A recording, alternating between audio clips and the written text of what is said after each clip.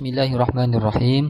Alhamdulillahirabbil alamin wassalatu wassalamu ala asyrafil anbiya'i wal mursalin wa ala alihi wa sahbihi ajma'in. Rabbi shrah li sadri wa yassir li amri wahlul 'uqdatam min lisani yafqahu qawli. Subhanaka la ilma lana illa ma 'allamtana innaka antal alimul hakim. Wala hawla wala quwwata illa billahil aliyyil azim. Amma ba'd. Alhamdulillah, pada hari ini insya-Allah kita akan sama-sama membincangkan kuliah yang ke-9 dan topik kita pada hari ini ialah elemen kawalan dalam masyarakat Islam. Dan berkaitan dengan kuliah pada hari ini, topik pada hari ini juga kita akan membincangkan terlebih dahulu berkenaan dengan topik jenayah. Pengertian jenayah daripada sudut bahasa, ia berasal daripada perkataan Arab jenayah yang bermaksud melakukan kesalahan, dan daripada sudut syarak, jenayah merujuk kepada pencerobohan terhadap tubuh badan yang mewajibkan penceroboh itu dikenakan hukuman qisas ataupun membayar diat. Hukuman qisas bermaksud hukuman balas balik. Manakala hukuman diat merupakan nama kepada harta yang wajib dibayar kerana suatu jenayah yang dilakukan terhadap nyawa atau anggota badan yang tidak mengakibatkan kehilangan nyawa. Seorang ulama Asy-Syafi'i yang bernama Al-Imamul Mawardi mengatakan bahawa segala bentuk jenayah ini ialah segala bentuk kesalahan menurut syariat yang boleh dihukum berdasarkan kepada hukum Allah Subhanahu Wa Taala, sama ada hukuman qisas, hudud ataupun ta'zir. Dan dua perkataan yang sering digunakan oleh para ulama dalam bidang jenayah itu ialah jenayah dan juga jarimah. Jenayah dan jarimah. Sebahagian daripada ulama mengatakan jenayah itu sama maksudnya dengan jarimah, iaitu ia merupakan larangan syarak yang dikenakan balasan, hukuman hudud ataupun ta'zir. Jadi sebahagian ulama mengatakan jenayah itu sama dengan jarimah. Manakala terdapat juga sebahagian daripada ulama mengatakan bahawa jenayah itu berbeza dengan jarimah.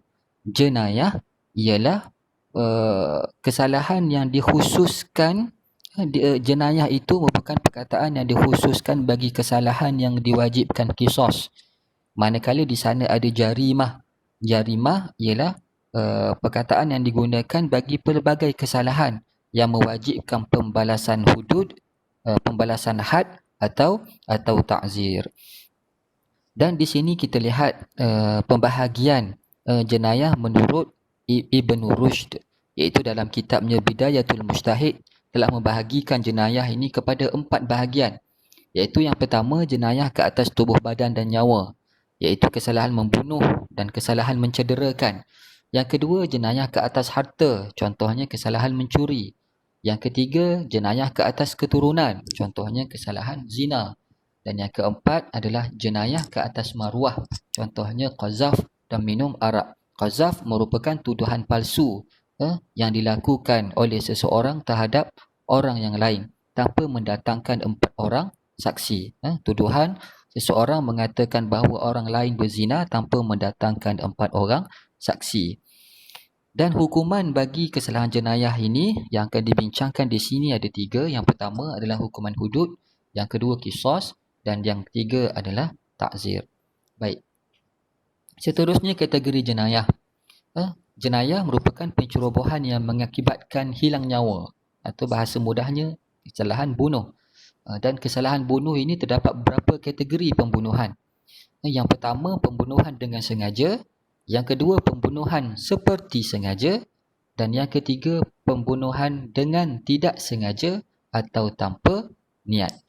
Yang pertama, pembunuhan dengan sengaja ialah perbuatan membunuh dengan niat dan menggunakan alat atau cara yang biasanya boleh mematikan mangsa. Baik, dari sudut definisinya, bunuh dengan adanya niat, kemudian alat yang digunakan itu biasanya boleh mematikan mangsa.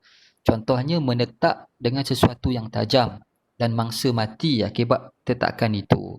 Ataupun lain daripada itu menembak, menikam dan sebagainya.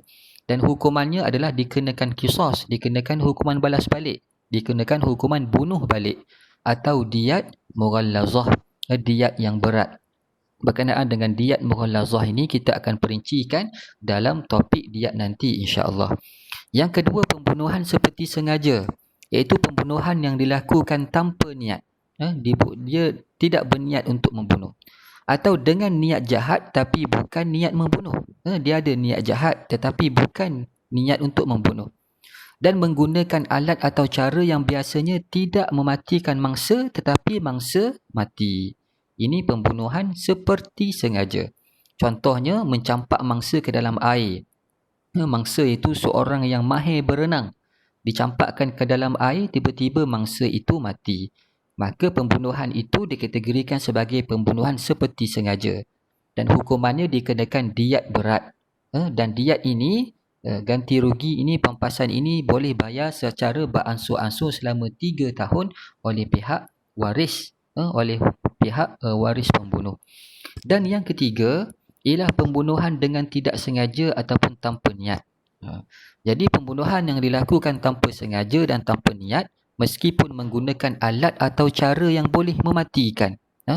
Dia tiada niat, walaupun dia guna itu adalah alat yang boleh mematikan. Contohnya, tertembak seseorang ketika sedang memburu kijang.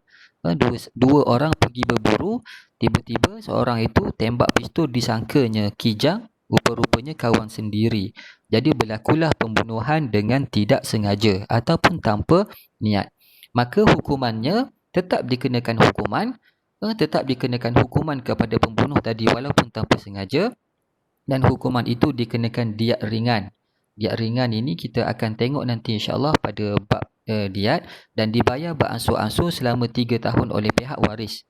Manakala pesalah dikehendaki membayar kafarah, iaitu membebaskan seorang hamba. Sekiranya tiada hamba, maka dia hendaklah berpuasa 2 bulan berturut-turut.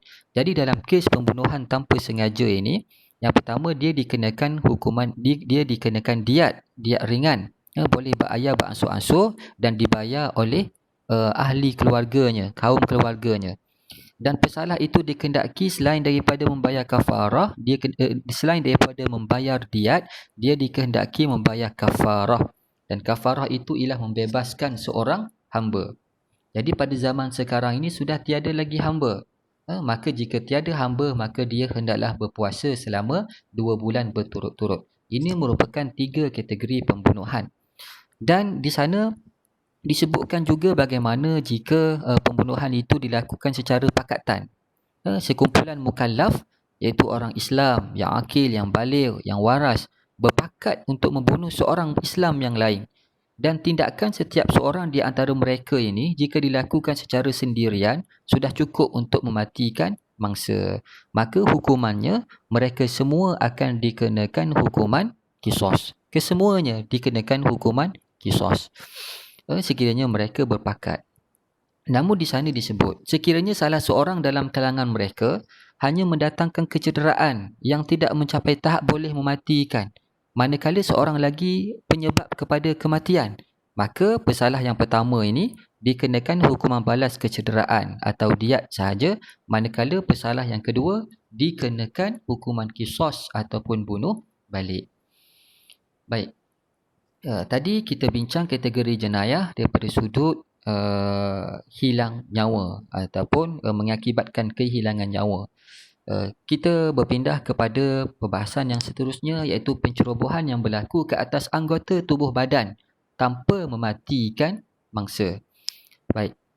Dan di sana terdapat beberapa perbincangan. Yang pertama, jenayah yang menyebabkan kecederaan. Jenayah yang menyebabkan kecederaan ini terbahagi kepada 2, iaitu yang pertama kecederaan pada muka dan kepala, manakala yang kedua ialah kecederaan pada anggota lain.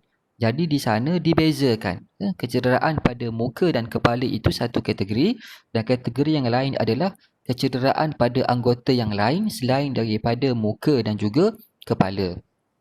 Dan untuk yang pertama tadi, kecederaan pada muka dan kepala, ada beberapa bentuk ataupun ada beberapa jenis kecederaan. Antaranya yang pertama dipanggil sebagai al-harisah ataupun al-qashirah. Al-harisah ataupun al-qashirah ini merupakan kecederaan yang hanya calar pada kulit. Kemudian ada yang dinamakan sebagai ad-damiyah. Ad-damiyah iaitu luka yang menyebabkan pendarahan yang tidak mengalir. Di sana al-baldiyah. Al-baldiyah iaitu luka kecil yang melukakan daging di bawah kulit. Dan di sana ada mutalahimah. Mutalahimah iaitu luka yang terbenam dalam daging tetapi belum menyentuh lapisan daging dan tulang. Dan di sana ada al-muwaddihah. Al-muwaddihah iaitu luka yang menembusi lapisan antara daging dan tulang serta mendedahkan tulang. Okey. Kemudian ada al-hashimah iaitu melibatkan tulang seperti patah. Kemudian ada al-munaqqilah. Al-munaqqilah iaitu luka melibatkan peralihan tulang. Dan di sana ada al-ma'mumah iaitu luka mengenai selaput membranes otak. Dan yang last sekali adalah ad-daghimah, luka mengenai selaput membran otak sehingga ke otak. Dan di antara ke-10 jenis kecederaan pada muka dan kepala ini, hukum qisas hanya dikenakan bagi kes al-muwaddihah sahaja. Apa dia al-muwaddihah? Iaitu luka yang melembusi lapisan antara daging dan tulang serta mendedahkan tulang. Kecederaan yang lain tidak dikenakan kerana sukar untuk mengukur dan menentukan kadar ataupun saiz. Tidak dikenakan hukuman qisas, tetapi dikenakan hukuman yang lain. Baik, itu yang pertama. Okey, kecederaan pada muka dan kepala. Dan kecederaan yang seterusnya adalah kecederaan pada anggota badan yang lain. Anggota yang badan lain tidak dikenakan qisas melainkan jika berlaku luka dari jenis al-muwaddihah sahaja. Okey. Seterusnya kita pergi kepada jenayah yang menyebabkan hilang anggota. Jenayah yang menyebabkan hilang anggota ini juga dibahagikan kepada 3 kategori sebagaimana pembunuhan tadi, iaitu menyebabkan hilang anggota dengan sengaja, seperti sengaja dan tidak sengaja. Jadi hukuman qisas hanya dikenakan bagi kesalahan menghilangkan anggota dengan sengaja. Itu hukuman qisas. Manakala yang lain dikenakan diyat, iaitu bayaran ganti rugi, bayaran pempasan. Bagaimana dengan diyat ini? Diyat bagi sepasang anggota iaitu mata, tangan dan kaki, kadarnya adalah 100 ekor unta mesti dibayar. Kemudian kalau sebelah anggota, sebelah tangan atau sebelah kaki 50 ekor unta. Kalau jari, satu jari 1/10 diyat, iaitu 1/10 daripada 100 bersamaan dengan 10 ekor unta. Jika kita nisbahkan kepada wang ringgit, sebagai contohnya, berapa harga seekor unta sekarang? Kalau contohnya, hanya contoh, kalau RM4,000, maka didarab dengan 100 ekor. 4,000 didarab dengan 100 bersamaan dengan 400,000. Yang seterusnya ialah hukuman jenayah yang menyebabkan hilang upaya. Jenayah yang menyebabkan hilang upaya ini terdapat beberapa jenis hilang upaya lah. Antaranya sebagai contohnya hilang akal, hilang pendengaran, telinga tidak lagi berfungsi, hilang penglihatan jadi buta, hilang upaya menghidu, hilang upaya bertutur, hilang suara, hilang deria, hilang upaya mengunyah, hilang upaya mengeluarkan mani, hilang upaya hamil, hilang upaya bersetubuh, hilang upaya tangan dan kaki dan lain-lain, maka hukumannya adalah dikenakan diyat penuh kecuali hilang sebahagian. Contoh, hilang pendengaran di sebelah telinga. Sebelah telinga sahaja yang hilang, sebelah lagi okey. Begitu juga mata, kaki ataupun tangan. Jika hilang penuh maka dikenakan diyat. Jika hilang penuh dikenakan diyat penuh. Baik, yang seterusnya perbincangan berkenaan dengan qisas. Apakah yang dimaksudkan dengan qisas? Qisas daripada sudut bahasa maksudnya adalah persamaan atau seimbang. Daripada sudut istilahnya, persamaan antara jenayah dengan hukuman ataupun keseksaan ataupun hukuman. Ia adalah hukuman yang ditetapkan oleh Allah Subhanahu Wa Taala. Okey, hukum qisas ini telah pun disebutkan di dalam Al-Quranul Karim dan hukuman ini wajib dilaksanakan bagi menunaikan hak manusia. Syarat qisas terhadap nyawa. Okey, apabila berlaku pembunuhan, okey, maka berlakulah hukuman nyawa dibalas dengan nyawa. Dan di sana ada syarat qisas terhadap nyawa ini. Yang pertama adalah mukallaf. Yang kedua, bukan leluhur mangsa seperti ibu bapa dan datuk. Leluhur maksudnya nenek moyang, keturunan dan ke atas. Si pembunuh itu bukanlah leluhur mangsa. Leluhur maksudnya adalah nenek moyang, keturunan ke atas. Okey. Contohnya kalau bapa yang membunuh si anak, maka bapa tersebut tidak dikenakan hukuman qisas, tapi dikenakan hukuman yang lain.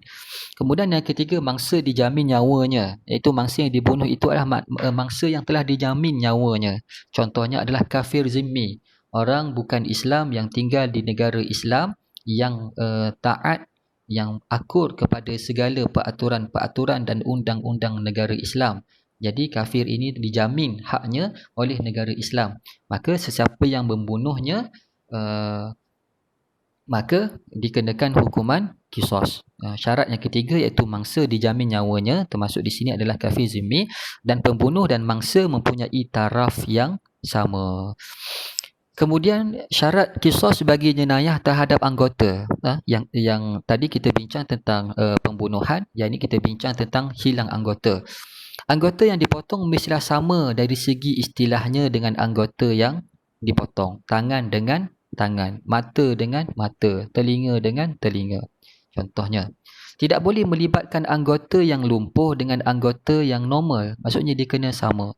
Anggota yang ingin dipotong mestilah boleh dipotong pada sendinya. Kalau ingin dipotong, maka dipotong pada sendi.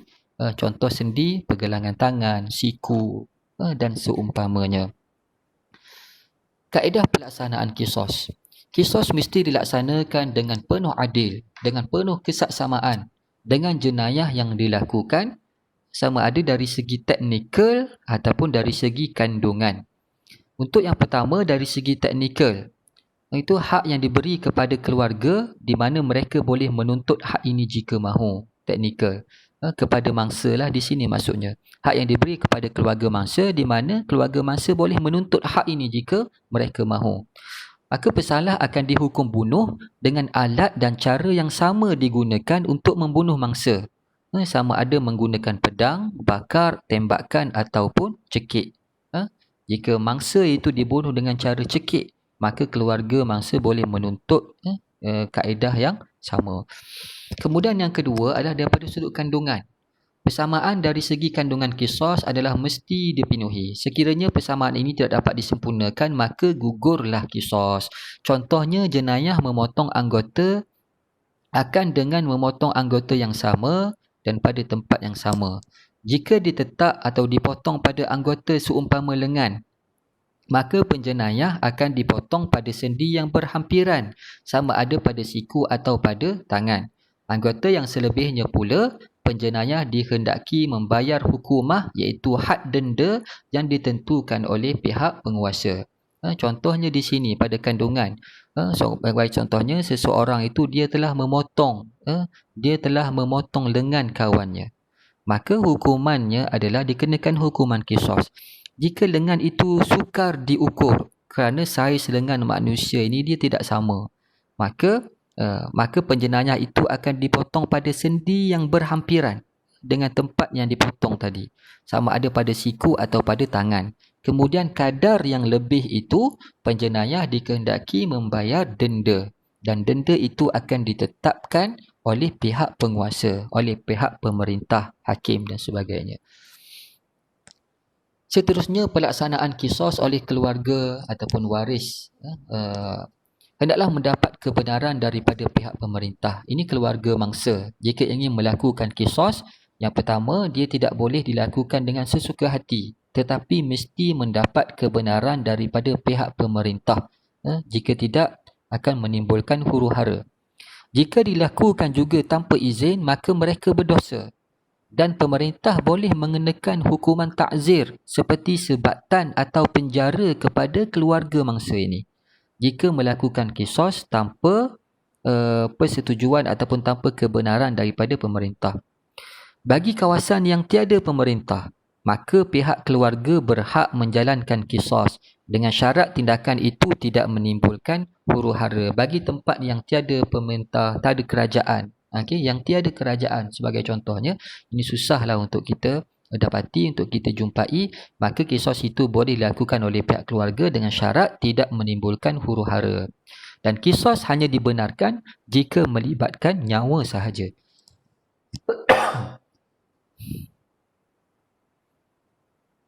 Tuntutan bertindih keluarga mangsa. Isunya, jika mangsa mempunyai ramai ahli keluarga dan masing-masing ingin melakukan kisos, maka mereka adalah melantik salah seorang sahaja, iaitu jika ramai ahli keluarga dan semuanya ingin melakukan kisos, maka mereka adalah melantik wakil. Sekiranya tiada keputusan dicapai, maka mereka hendaklah mengundi. Okey, itu perbahasannya berkenaan dengan tuntutan daripada keluarga. Jika pesalah hamil, contohnya jika penjenayah yang melakukan kesalahan itu hamil, maka hukuman tidak akan dilakukan sehinggalah penjenayah itu melahirkan anaknya terlebih dahulu dan menyusu anak itu sehingga dia tidak perlu lagi kepada susu ibu. Jika penjenayah itu sedang mengandung, maka hukuman kisos tidak dikenakan kepadanya, hukuman bunuh tidak dikenakan kepada si ibu tadi, tetapi ditangguhkan sehinggalah si ibu tadi melahirkan anaknya dan menyempurnakan hak anak yang dilahirkan itu, iaitu hak untuk menyusukan anak tersebut. Sehinggalah anak tersebut tidak perlu lagi kepada susu si ibu tadi, barulah hukuman dilakukan terhadapnya. Kemudian yang terakhir untuk hari ini ialah diat. Definisi nama bagi harta yang wajib dibayar kerana suatu jenayah yang dilakukan terhadap nyawa atau anggota badan yang tidak mengakibatkan kehilangan nyawa. Jenis diat yang pertama, diat nyawa ataupun pampasan kepada nyawa. Pembunuhan dengan sengaja 100 ekor unta. Di mana 100 ekor unta ni diperincikan lagi. 30 ekor unta yang berumur genap 3 tahun, 30 unta yang berumur 4 tahun, 40 unta bunting dan dibayar menggunakan harta pesalah. Digunakan dengan harta pesalah. Ini bagi pembunuhan dengan sengaja. Kemudian pembunuhan serupa sengaja. Sama dengan niat pembunuhan sengaja tetapi diambil daripada keluarga pesalah dan boleh dibayar secara beransur-ansur selama 3 tahun. Bagi pembunuhan tidak sengaja, 100 ekor unta tetapi perinciannya berbeza. 20 unta betina berumur 1 tahun lebih, 20 ekor unta betina 2 tahun lebih, 20 ekor unta jantan 2 tahun lebih, 20 unta betina 3 tahun lebih dan 20 ekor unta betina 4 tahun lebih. Cara bayar bagi pembunuhan tidak sengaja sama seperti kes bunuh serupa sengaja, iaitu boleh dibayar secara beransur-ansur selama 3 tahun. Bagi diat anggota diat anggota iaitu pampasan kepada anggota badan yang telah dipotong, bergantung kepada kepentingan anggota itu.